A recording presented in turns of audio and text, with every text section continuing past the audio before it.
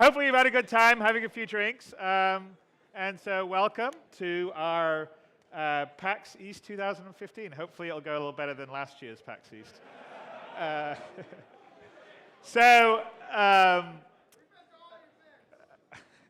Awesome.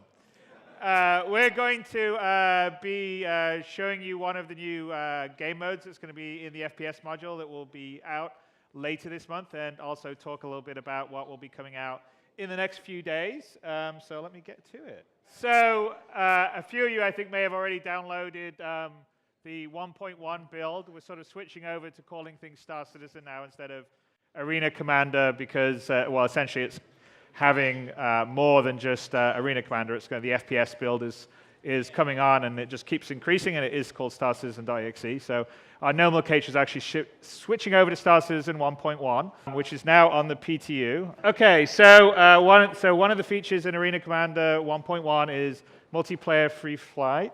There you go, because you guys wanted it. So you can fly around in free flight with your friends, which is kind of fun because you don't have a competition, you don't have a timer, and you can try to do all sorts of crazy stuff in space flight, like EVAing out and getting into each other's ships and all the rest of the stuff, which you guys managed to do anyway, which is pretty awesome because we see all those videos. Okay, so here's another change that we're making. It's actually something we've been planning for a long time. I know there's a large debate between who uses a mouse to aim and who flies around with a joystick. And one of the intentions actually was always that if you had gimbaled weapons, there was a sort of downside to them, as in you couldn't necessarily have as big or of a powerful a weapon. So as of the 1.1 build, the way it works is most gun mounts, as long as the size 2 or above, will be able to have a gimbal mount attached to it. But if it's a size 2 gun mount, then you would put a size 2 gimbal mount, and it only accepts a size 1 gun in it. So your sort of trade-off is either you can have a fixed gun that's size 2, or you can have a gimbal gun that's size 1. So you sort of have a trade-off between fixed guns, more power, or better precision, better aiming, but less power. So it's sort of, I think, a fairly, we'll see, but I think it will be a good trade-off between people that are flying with joysticks and people that are flying with mouse, but that's something that we're doing with 1.1. And so you can sort of outfit the ship to how you want, which is more about sort of aiming and accuracy or more about raw hitting power. So, electronic access is the place where you can spend your rec. So quite a while ago, electronic access was bought out by Original Systems, and they shut the company down.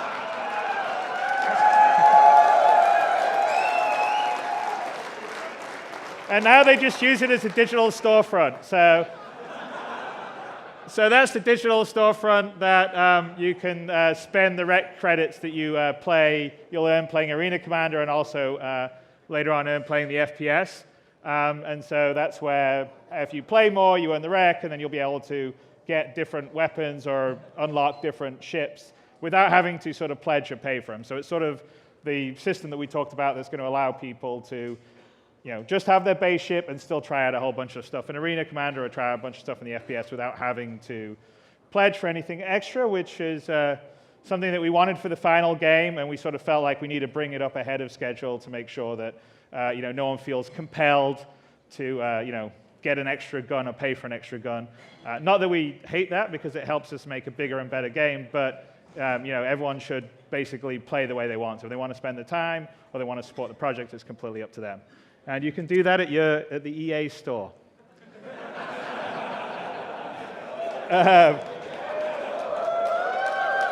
So one of the other big improvements that's in the 1.1 build, and we were hoping to release the 1.1 build today, but we still had some fairly niggly bugs. So we're probably going to be releasing it on Tuesday. So we're going to have one more day of full testing on Monday and then release it on Tuesday. What's that? All right, yeah. Well, there's a couple of nice things which we'll show you that's going to be in the 1.1 build. One of the biggest ones, which I noticed that people already on the PTU had shown some videos of, is the new damage system that we're rolling out with 1.1. So our old damage tech was pretty cool. We modeled a whole bunch of different damage at different states, but we had discrete models for each different one of the levels. So we basically had pristine, 25%, 50%, 75%, 100% damage.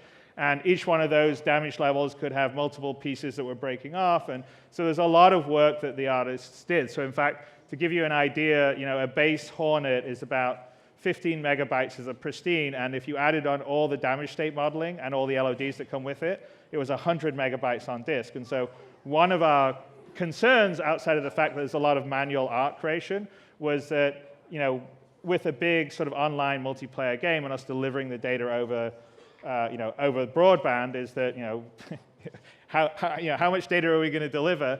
And can we actually fit it all in memory? So one of the other problems is when you have that much geometry, even if you have a lot of memory on the CPU side, your GPU, say if you only got 2 gigabytes on the GPU, you've got to shift all the mesh memory over, like the vertex data and everything, over to the GPU. And so even if you have a lot of CPU memory, you can get sort of holdups in the gameplay because it's shifting from like normal system memory over to GPU memory. And so one of the things we thought is, okay, we're going to have to be a bit smarter about this and not have as much mesh data, because we already have a lot because the ships themselves are incredibly detailed and complicated.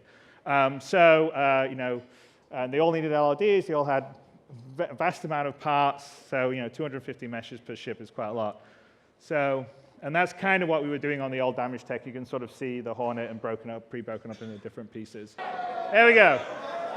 Choose on clicking here. So the new, I know, we've got some nice videos to show. The new damage tech. So we basically procedurally model, like when we hit on a surface, we model whether it's a ballistic, whether it's a laser, whether it's an energy blast, whether it's an explosive blast. We have deformation, thickness, temperature, and burn in it. It's all very cool. So the actual effects are where you hit exactly on the ship you'll see. We don't need the predefined states anymore or the LODs. We basically take the pristine mesh, we have it pre-cut into all the obvious sort of breakable parts, and then everything gets procedurally modeled, and then if there's enough damage at a seam point, then we'll break off the part of the ship, which is quite cool. And we use DX11 and direct compute to enable the more complex damage model and improve visuals, and we'll longer term be using sort of DirectX 12 and OpenGL next. So here's a little video of it.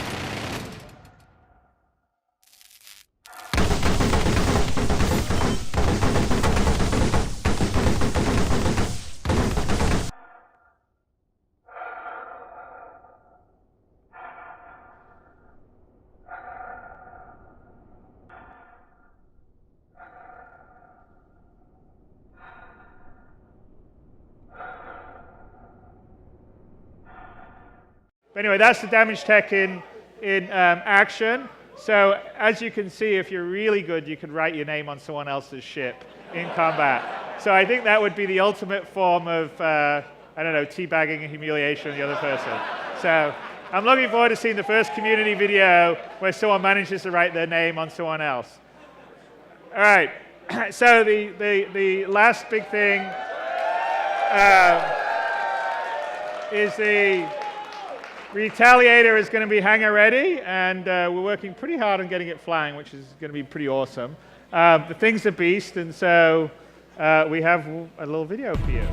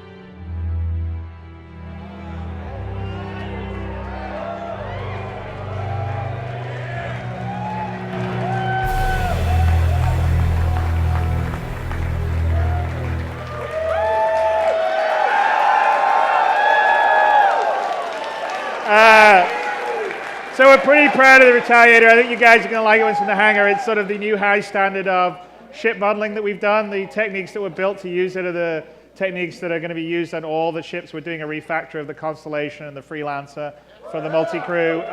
They will be bringing it to the level that you've seen on the Retaliator. And I think when you get in the hangar, the few of you guys that have the Retaliator will like it, because it's really a pretty awesome job. It was done by the Foundry UK guys, and Nathan Dearsley was the artist on it.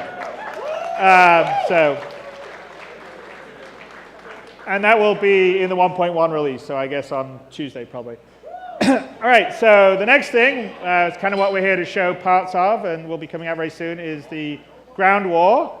So first of all, we're just going to sort of give you a bit of an animation update, because one of the things that has put us slightly behind is that we decided at the end of last year to redo the skeleton and rig on our base character and add a lot more to it. So there's a whole muscle system now, and we've actually went and scanned, we went and selected a bunch of different male models and female models and scanned them. So we've actually got like real proper scan data and built them. And it took some time. It took a little more time than we thought. So it actually we were hoping to release the FPS module right here at PAX East, but that's one of the reasons why we're going to be releasing it in 2 to 3 weeks' time, depending, because the animation side, I know, the animation side just takes a lot of tweaking to get right. So it's one of the things we're doing, but so basically, we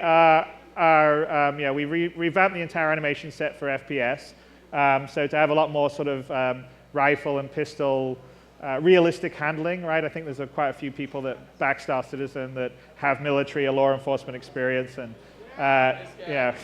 And so you guys are always the first to say, no, that's not the way you handle a gun, or so we actually went out and we actually did this at Imaginarium at the end of last year, and we had a couple of fairly badass military advisors that were there for the motion capture and doing the motions.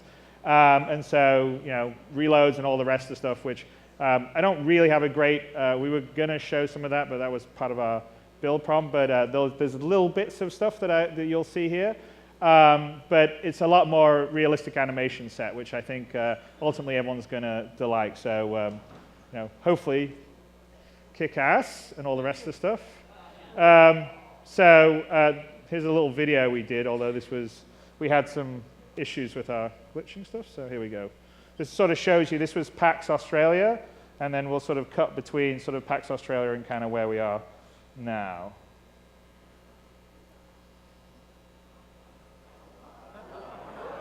So the gun position's a lot better, the gun modeling's fairly better, I think.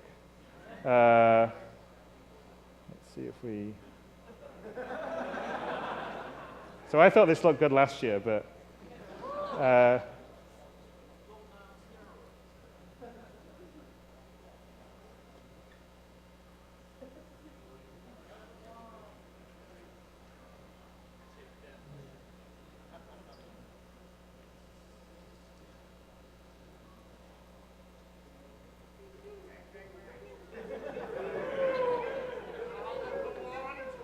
yeah.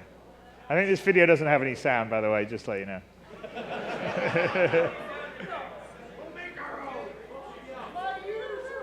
And that's the old walk, which you could, or the old sort of semi-run where you could say, well, he's a bit stiff. So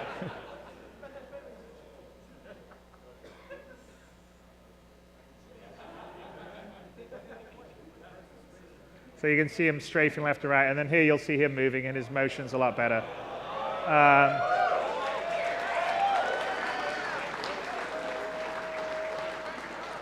So there's more weight, there's more secondary sort of animation. We actually have a full muscle system, which there's a silly little video at the end that kind of demonstrates it, although it's fairly short.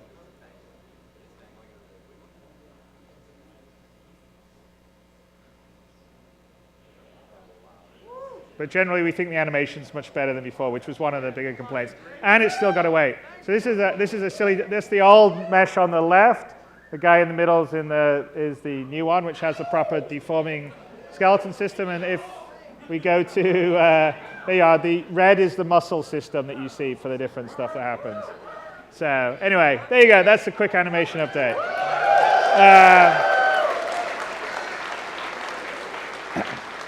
So we still have some work to do, which is one of the reasons why we're not giving you the FPS this week. But we have a whole bunch of extra sort of, the difference between going from here to stopping and all the rest. There's a lot of transition animations that need to happen. So that's all stuff that's going in right now. We've done all the animations. We just have to work it into CryEngine. The cover system is going to be a fully really kind of cool cover system. You'll also be able to slide into cover and do stuff like that. The hit-death reaction, like where you get hit in different places, that's all the stuff that we're working on and finessing. We've got some pretty cool crouch movement. We've got pro movement as well. And we're also going to have sort of 3 stages of movement. So there's sort of like an off position, there's an alerted position, and there's sort of your iron sight or ADS position when sort of running around with the weapon out. So there'll be sort of more fidelity of animation states. And that's pretty much what the Alphonic guys, who are sort of sitting down near the front here, I think there's one there, David, who's the producer, and Kedron, his creative director, and Chuck, who's sort of combination programmer and CEO over there in the far end. they've been working really hard on with Steve Bender, who's our animation director. Give them a few more weeks. I think it's going to be looking really pretty awesome. So our goal is basically, well, to have pretty damn badass soldiers running around. But no, to really sort of like, we want to complement the realistic, so a whole bunch of the idea of Star Citizen is sort of make the world feel real. And so, this isn't going to be sort of a respawn battle where you would get in maybe a more typical run and gun FPS, because there's sort of permadeath to a certain extent in the world, and there's a whole level of persistence. And so we're trying to make things more realistic and have a combination between fun and realism. And so that's it. Zero G, which we are going to be showing you. People are actually going to get to play on Zero G here in a little bit. It's pretty cool. That's still got a bunch of animation and programming we've got to do to get that sort of full style of, if you've seen the film Gravity, in terms of like, grabbing and pulling and pushing. We've got the basics of that system in, but it needs a lot of finesse. But that's one of the big goals. And when those two things are there, that's really what's going to be that's what's preventing us releasing the FPS right now, and what we plan to release in about 3 weeks' time. Okay, so we, as everything, we like to do in-fiction stuff.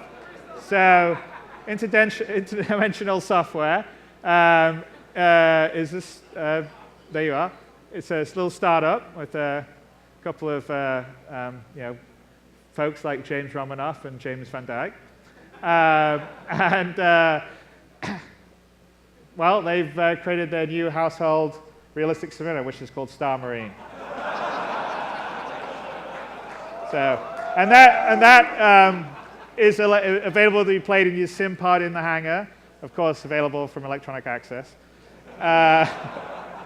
There's just a quick go over the various different armors. So each side, there's 3 levels of armor. There's light armor, medium, and heavy. So this is the Marine light armor. And just as a note, all our character models, so we're working on a new sort of modular armor system, and so we're actually doing a full rework of what the armor will be for, and the base models will be for the Marines and the Outlaws. So on the first release of FPS, you're going to get these models, but not that, down the road, within a few months, we're going to be switching them out for the new future Star Citizen, which is a higher level of character modeling. So right now, we sort of feel like these are okay, but they're not good enough, and they need to be better, because everything in Star Citizen has to be, as good or better than anything out there. They're not quite there yet, that's all I'm going to say. This is the light Outlaw, who I think is actually the weakest. Medium, you have a medium Marine outfit, medium Outlaw, heavy Marine, and the heavy Outlaw is kind of like a fat Hellcast at the moment, I think. And then there's a selection of weapons that you have. I mean, you have a combustion pistol. This is the laser pistol, which I think you saw in the video there. The Devastator, which is electric shotgun, which I don't think anyone's shown off or used yet, but it's pretty cool. The Bearing, which is what you've seen in most of the videos, which is the ballistic sort of submachine gun. It's a laser assault rifle, which was, I think the Outlaws were using this in the demo we did in PAX Australia. There's a sniper rifle, and there's a shotgun, and a few other things. There's various different kinds of grenades, so frag grenade, there's a sort of force propulsion grenade, which pushes everyone back, and there's the EMP grenade, which is pretty cool because it takes out all the screens and people's HUDs and sort of disables your view if you're relying on electronic stuff. There's various different items to use, like a personal med kit to fix yourself up, personal shield, a hologram, which will dupe who you are, and a sort of, error denial system. Okay, so you can choose 2 types of, the base FPS module that gets released has 2 game modes. So the first one is what we demoed in PAX Australia. So it's more traditional combat, it's more like Counter-Strike or something. That's on the Gold Horizon space station. And in that, we'll have 8 versus 8 player combat, and it's Marines versus Outlaws. New battle, new weapons, armor, all the rest of the stuff. The whole environment's damageable, disable lighting, so you could also turn the gravity off and on of the station, so that sort of changes the playing field when you're in a combat situation. And here's a little walkthrough of the environment, so you can sort of see the different locations, because we didn't get a chance to do this in PAX Australia. So you can sort of see, because it's kind of a really detailed and beautiful, fun environment that I think will be a lot of fun to blast each other in.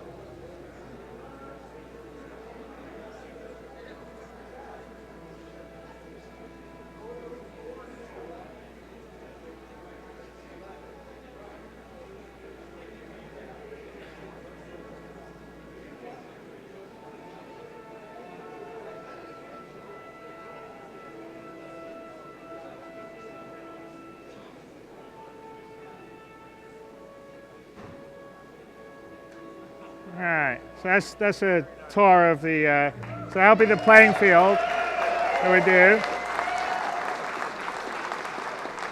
And then the second game mode, which is the one that we're going to do live here and let people play, is Zero Gravity. So if anyone's seen Ender's Game and the battle mode, it's pretty much that. It's in Astro Arena. It actually is going to be 16 versus 16. Up to, not necessarily has to be 16 versus 16. And basically it's going to be something that people can use to sort of train zero-G movement mechanics and also have a sort of fun, I don't know, like in fiction. So ultimately in the world of Star Citizen, this would be something you could form teams and compete with, just the same way that we're going to have racing competitions. So there'll be, leagues and championships and everything else like that. So it'll be kind of fun. One thing that you use is the laser pistol, which has a grappling beam on it. You'll see it in action, but basically as you go around in zero-G, you can fire out the beam and you can use it to pull yourself around. Here's some views of action Astro Arena, which we will see. That's the team starting area. So now we're going to do it. I don't know, are we guys ready? All right. There you go. Okay, well, I think it's whenever they're ready to switch over.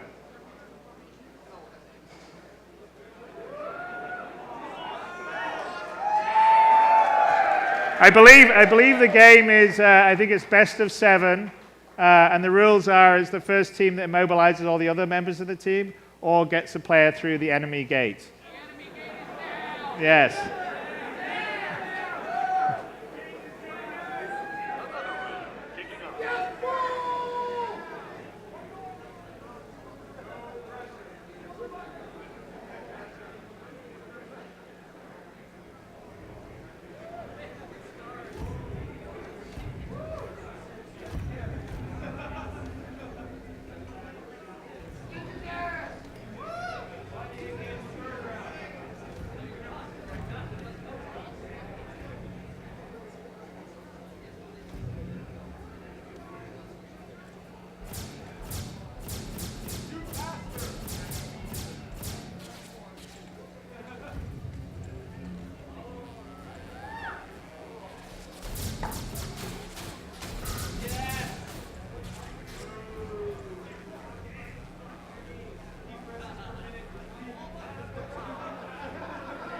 All right, best of 7. All right, one to the Angeliero team.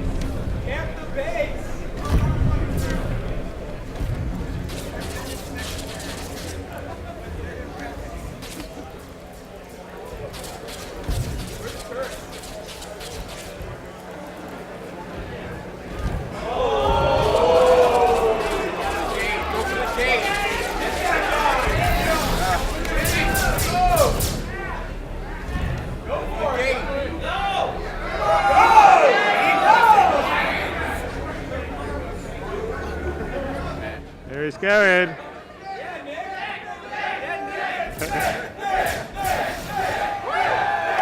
Oh, it's tied. All right, this is an exciting match, I think. Hey, by the way, who is Team Jatta here? Can you put your... You don't know? Who's on which team? It's all the yellow. Arrow is purple. Jet is yellow. Arrow is yellow.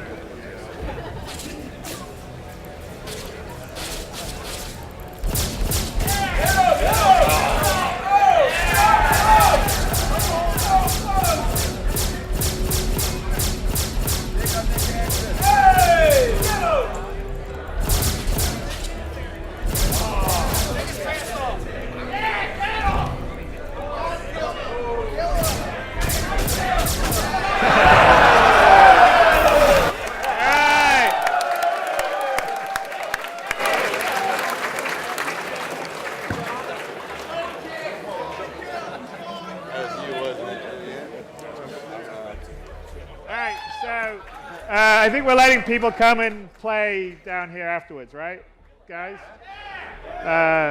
So anyway, it's still got a bunch of polish. There's a lot of little glitchy things, like, for instance, it's meant to be a different color visor depending on what team you're in. Not everyone's going to be auto Nick as a name. It'll come through the lobby. It's mainly because we're doing... The internet here isn't robust for us enough to sort of go back up to our PTU, so we have a local server, and our lobby and naming system all goes through our other services, so we kind of had to hack it. And then there's going to be a lot more fine-tuning on the sort of zero-G motion and animations, and you probably saw some glitches there. But I think ultimately, long-term, it actually could be kind of a fun thing to do in Star Citizen besides fly spaceships.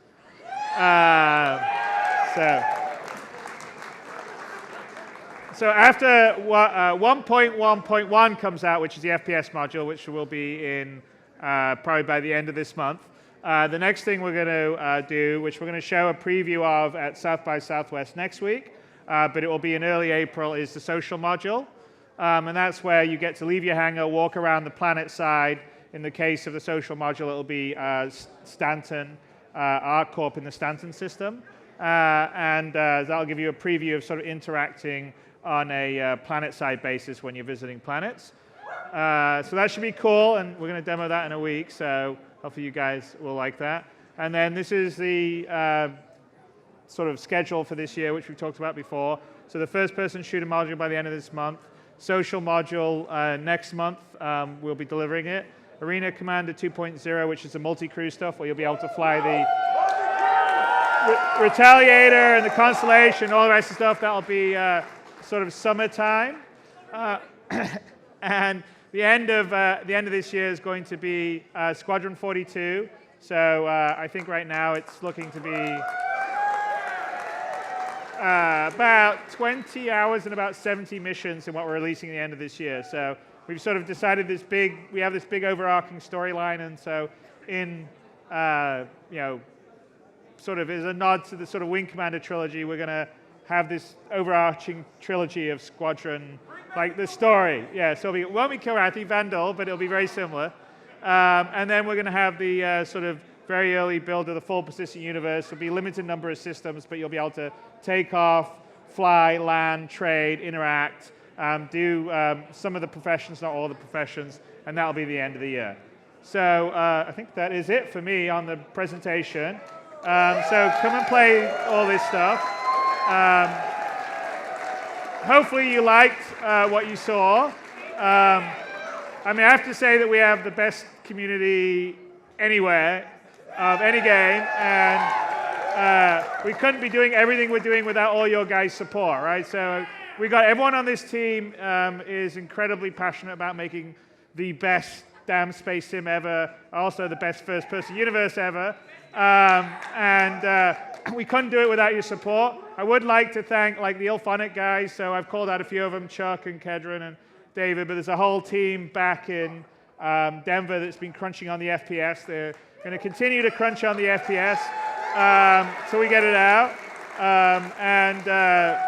There's a fair number of people in the rest of the company that also work on the FPS, on animations, on characters, and they all work really hard towards it. The ship team worked really hard on things like the Retaliator and the damage stuff that you saw. But generally, we've got an amazing set of developers around the world. Los Angeles and Austin and Manchester and Frankfurt. And then we've got great partners like Ilphonic in Denver and Behavior in Montreal and Turbulent who do our web stuff. So all those guys are making all this happen for you guys and also for us because we want to play this game too. And I'd just like to thank you for continuing to support and have some drinks and try a little bit of Astro Armada out. That'd be great. Bye, guys.